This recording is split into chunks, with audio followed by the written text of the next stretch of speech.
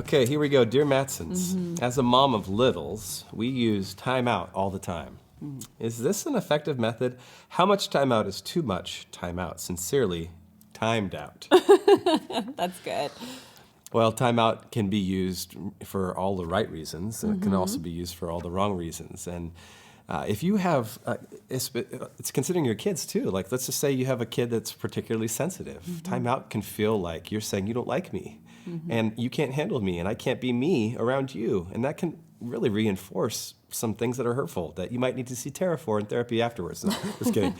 But actually, to be mindful of joining a person like that and to say, here's what timeout is. It's not this, and it's not that, but it is this. And guess what? Fill in the is and not. It's not what? It's not that I don't like you. Okay. It's not that I can't handle your emotions right now. It is this. It is you needing to take a breather and actually calm your body. And guess what? Mom and dad need to do that too. Yeah.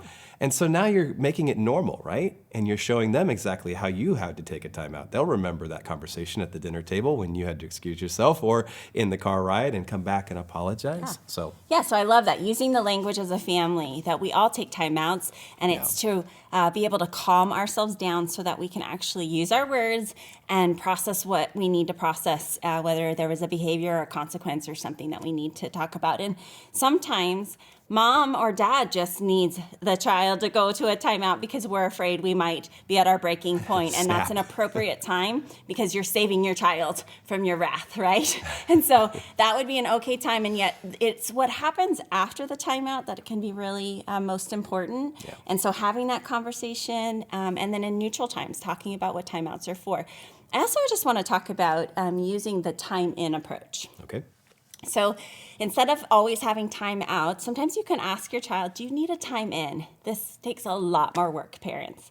But what it teaches our kids is that we can handle their emotions and that they're not alone as they're going through the meltdown that's happening for them. And it teaches them not only that we're not scared of their emotions, but God is not scared of their emotions, and that they can have those honest, authentic parts of who they are. So the time in is literally sitting in their room and helping them calm down, rubbing their back, empathizing. I know you're so angry, you're so frustrated, or it's so hard, you're so disappointed.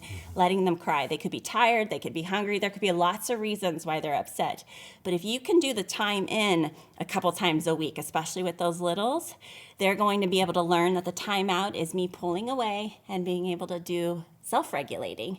And so when you do self-regulate, you need to have some sort of a box for your kid. We developed this for each of our girls, and our more introverted daughter still uses it, where she'll go to her room, she pulls out her box, and she's got things that she can do, whether it's art, music, and if she's angry, you can hit a pillow. You'll see her on the keyboard with her headphones pounding the keys. So this is how she gets emotion out at 15.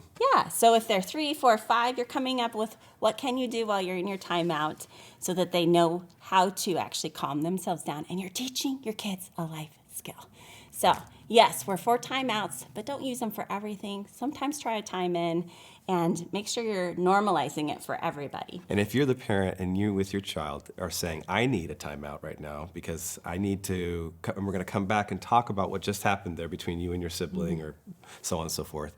You're telling them that. You're letting them know so that they understand. Okay, yeah, okay. And then you're telling them his limit. that when you're going to come back and you're going to talk about this again, that's parenting, but it's also keeping it real. And that's what we're trying to do in our families, is to do this together. Yeah. So if you like what you're hearing with Dear Matson, like this video and subscribe to this channel. And we really do trust that you're the right parent for the job, and we're here cheering you on.